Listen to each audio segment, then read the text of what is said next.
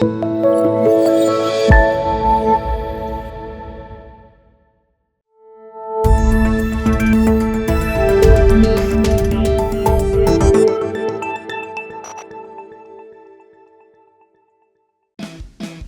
episode of the APWA Roving Reporter takes us to Delaware County, Pennsylvania, to learn how a new county sustainability plan can impact public works.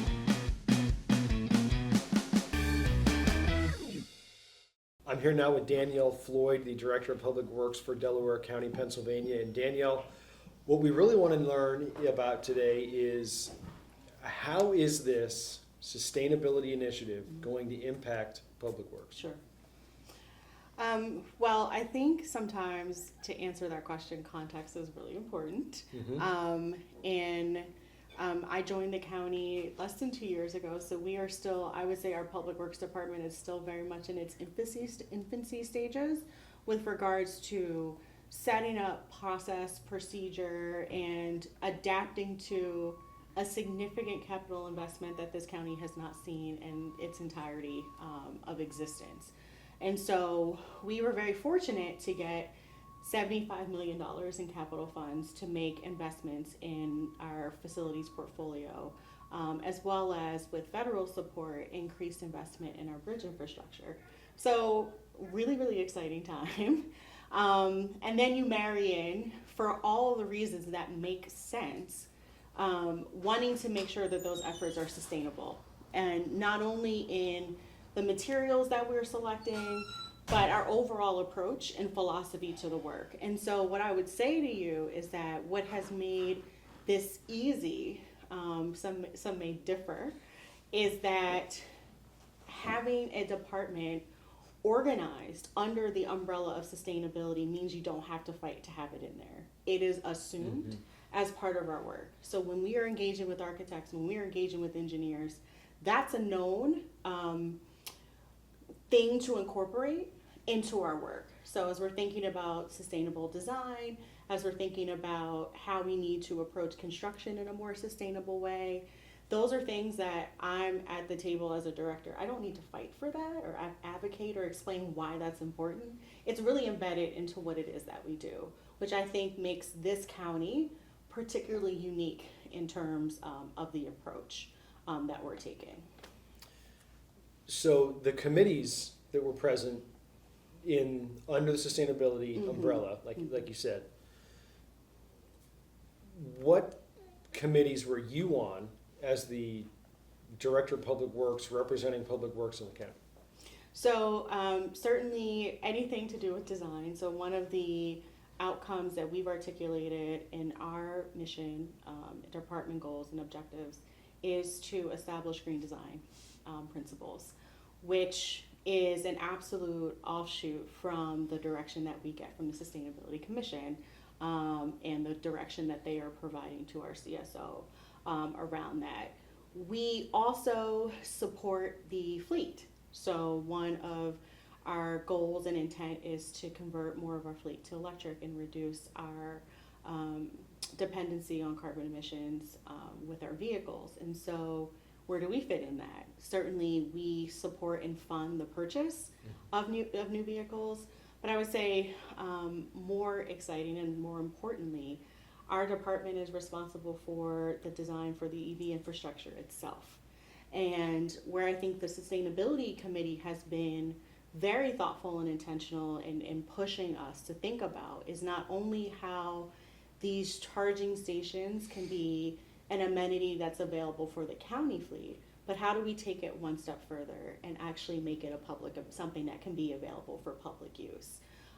So if we are thinking about supporting our work, my colleague in planning around multimodal transportation and wanting to support the general residents of the county becoming more sustainable, and certainly thinking about not only where we put this infrastructure, but how can we make it accessible and ease of use is absolutely influencing our thinking as well. So we're being very intentional about where we place them and also thinking about how we might be able to partner with municipalities where we may not own the asset or own the land, but we have a great design. And so how can we partner and how can we think creatively about, hey, the county overall has established a standard of design for this. How can we partner and work with you to support access for your residents? So we've heard from a small number of municipalities thinking about access at libraries, just as a very specific example.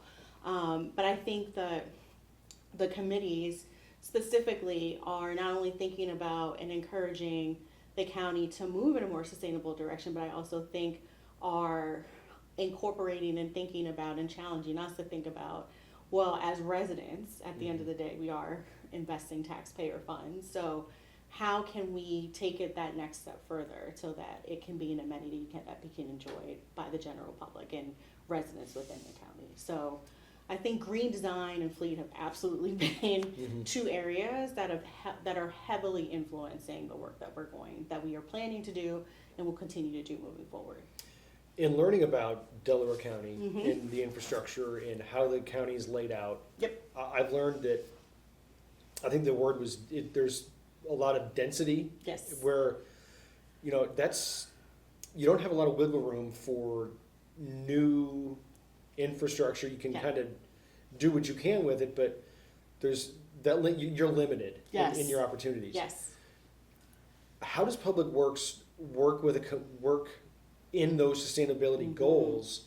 Did the commission keep that in mind while making these plans? Because if you're going to try to put in a green fleet, you need a lot more space, right? So, how did you, as a public works director, and knowing what you had to work with, keep that in perspective for the commission?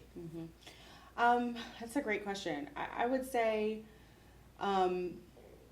because we are starting out with regards to making some significant investments, I think, again, understanding that the amount and the level of investment that is currently underway has not been done previously. So I think with that, you are presented opportunities, but you also have the opportunity to, when you're engaging with stakeholders, to be very honest about what your limitations are. And so we have taken a position where it makes sense that we want to do major renovations in our existing facilities versus build new.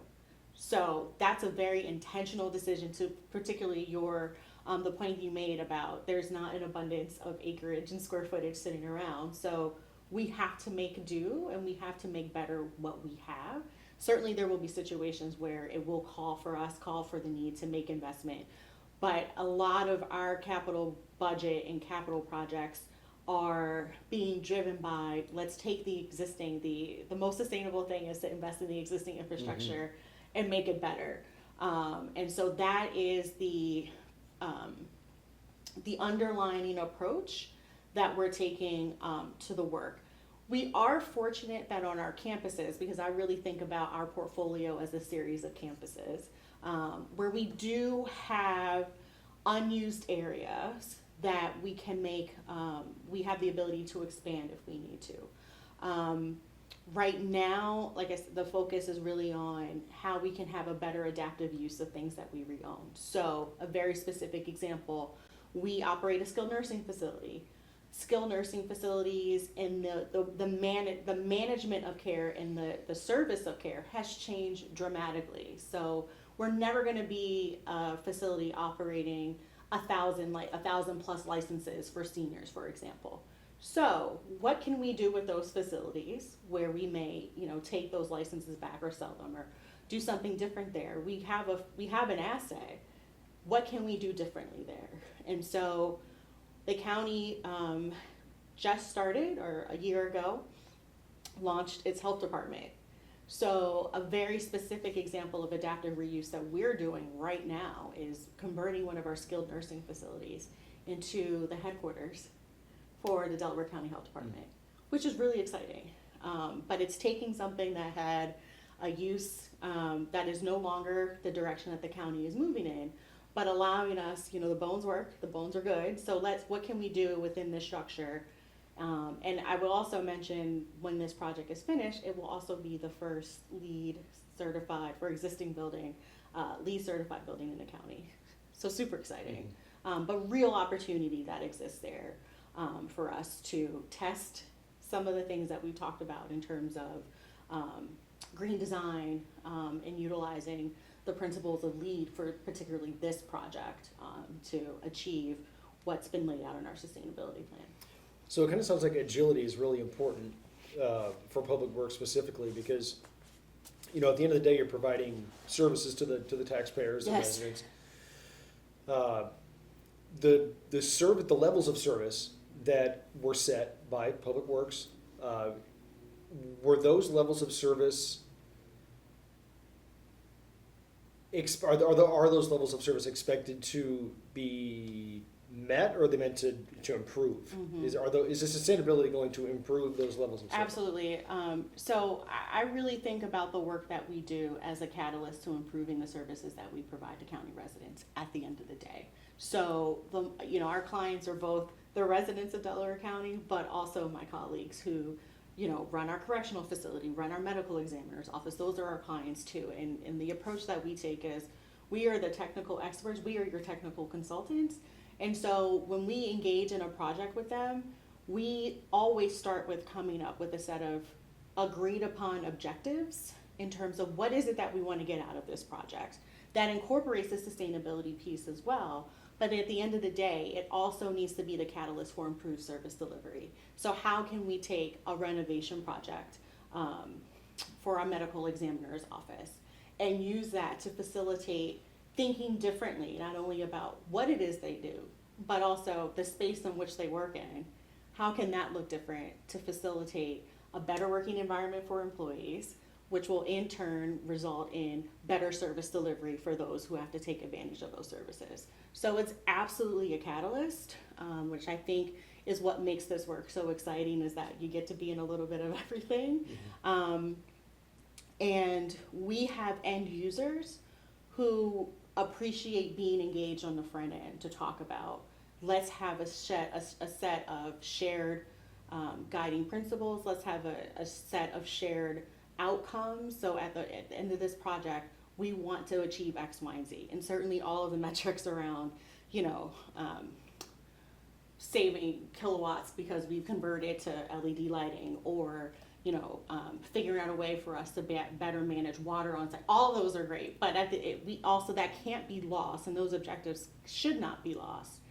And also talking about what does this mean in terms of improved service delivery for our clients, which are the residents of the county. Will there be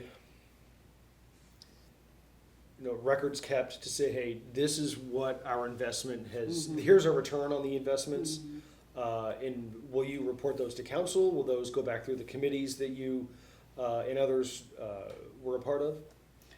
I would certainly like to be in a position to be able to talk about that. I think in order to be in that space, then we also have to define those metrics as well. But that's absolutely one of the desired outcomes of the work, is, sort of not just a really great looking product at the end, but also, to your point, being able to make the financial case for why this makes sense. Or, for example, to do a more sustainable roof product costs a little bit more money, but let's justify and let's show how that's resulted in, lower utilities, better customer comfort in terms of being in that space. So I think there are both measurable ROIs, as you've mentioned, as well as those sort of intangible pieces about creating kind of a better workspace for our employees to be able to do their job, that we absolutely, I think, as a department, will want to be in a position to communicate and to support and justify why having a sustainability plan is important. I think much like our department will mature and grow over time, so too will the plan.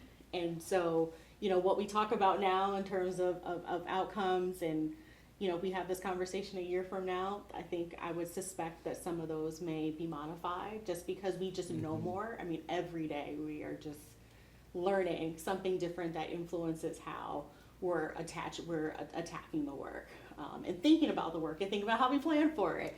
And so I think the benefit of this plan is that it's not just a moment in time. It's intended to be to some degree fluid. And so as hard as I think sometimes it can be as a bureaucrat, as a governmental agency working within a bureaucracy to maintain that same degree of fluidity, it's a nice challenge to kind of think through how do we adjust and meet that challenge to be able to, as you mentioned, talk about why this makes sense.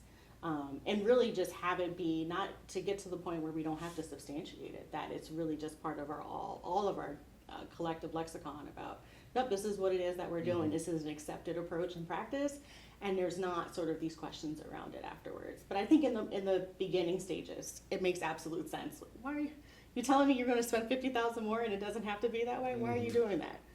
Absolutely, think the onus is on us to explain why that makes sense. What about your staff, your team? Yes. You know, you get people in a job, they're doing their job, and Yes. something new like this comes along. Yeah. Do you anticipate any kind of pushback, or do you need to provide training? What kind of things do you need to do for your team to put them on a path for success with this sustainability plan? Absolutely. So I will confess that I am beyond lucky to have a really amazing team. We're all new. So we were able to hire the county's first county architect, who also had background and previous knowledge of working, of sustainable design, of sustainable solutions. So how we bring those practices here to the county is amazing that we actually even have that opportunity, and we're supported to be able to do so. We were just approved to recruit and hire for a county engineer. Again, the first that will be in place. And so I think our team, because we were bought in to the structure that was put in place by the county, there's no question on our end. I think your point about training, 100% absolutely.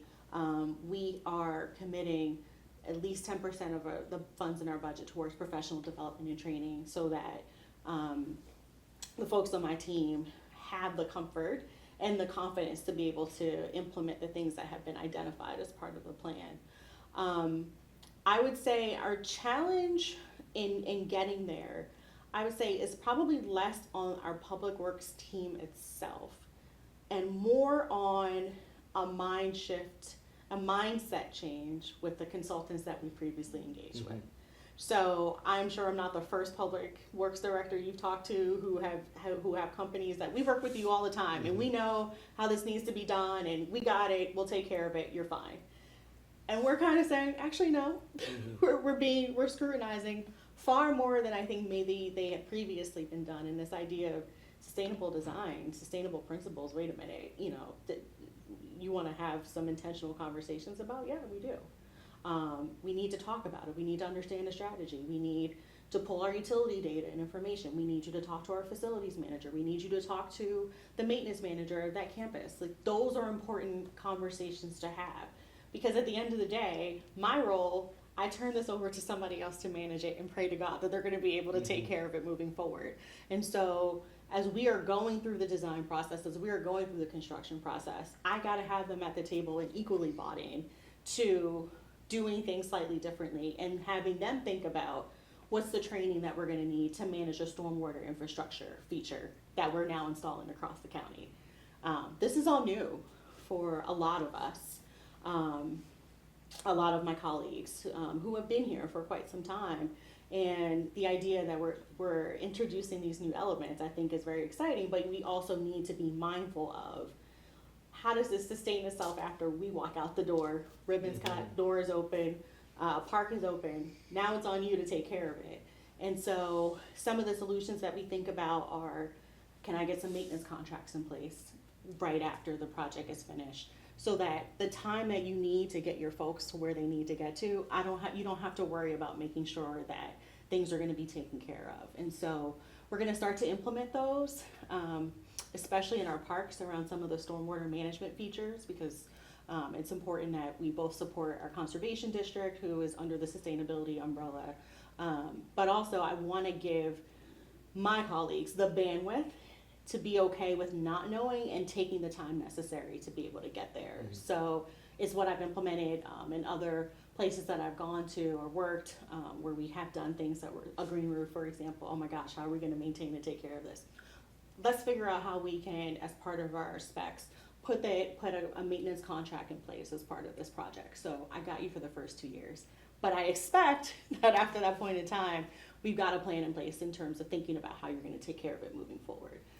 Are there contracts in place with outside businesses, consultants, that are gonna have to be reviewed because they might not be able to meet these new sustainability goals? Yeah. Okay, how will those conversations go, and, you know, when does that outreach begin? Say, hey, we have this goals that weren't in this contract before, take us through that. Yes.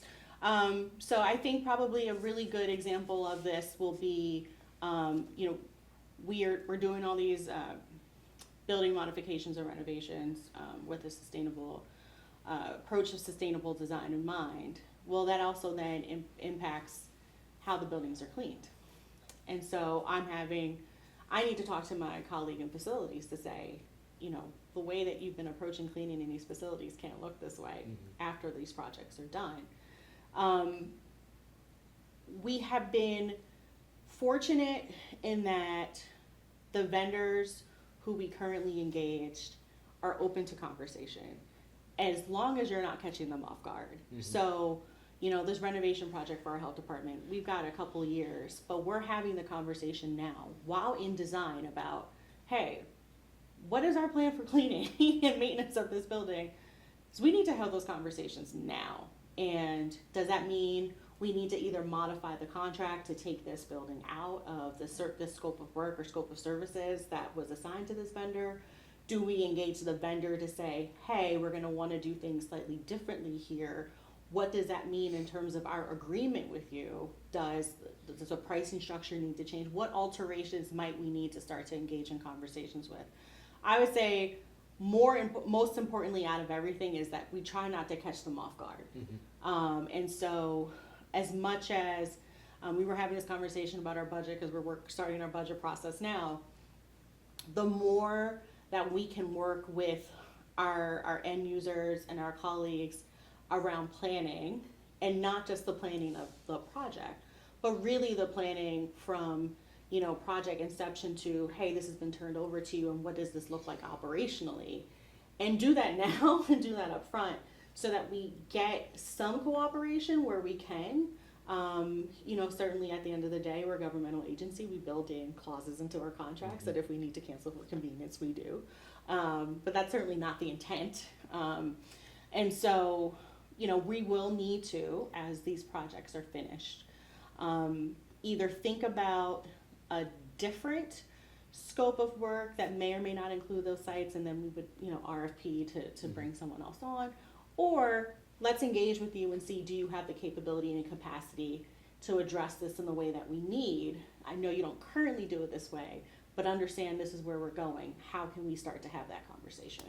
Is there really simple things that Public Works can do before this plan even launches, that some of the low-hanging fruit that you can knock out of the park right away, and if so, what are those things? I think, do you mean in terms of sort of tangible projects, or? Yeah, for like you, currently the area has 2 ongoing projects right now. Are there any small things within those ongoing projects that you can small changes that you can make to kind of get the ball rolling for your folks? Yes. So I think one of our big targets for investment, which is super low-hanging fruit, and lots of other places have done it, and we're just kind of catching up, and it seems very obvious, is lighting retrofits. I can tell you assessment after assessment and lighting counts after lighting counts, because everybody will come out to say, hey, we'll come out and take a look at this for you for free and give you some recommendations. And then we never have taken the next step to say, all right, let's try this out. Let's see if we can do proof of concept here. And so our goal before the end of this calendar year is to do a proof of concept just on lighting retrofits, which is desperately needed, and I think you would know and appreciate, has such an impact on the working environment for employees. So it's been around forever, and we just never have taken that next step. And so that is absolute low hanging fruit that we would love to pilot something. And that's really, I think, the approach that makes sense for this county, is to do things as proof of concept and look at that. What did we learn? What went well? What would we need to do better if we were to roll this out in a more substantive way? How would that look? What would need to change? But the sense I've gotten the time that I've been here is that if you can demonstrate a small bit of success and be able to communicate what you learned from it and how you would pivot if you wanted to take this larger, that's where I think we can be most effective. I'd like to thank Danielle Floyd, Rebecca Yurkovich, and the rest of the staff at Delaware County, Pennsylvania for allowing us to take an in-depth look at their sustainability plan. If you enjoyed this episode, please visit the APWA Resource Center for past episodes of the APWA Roving Reporter.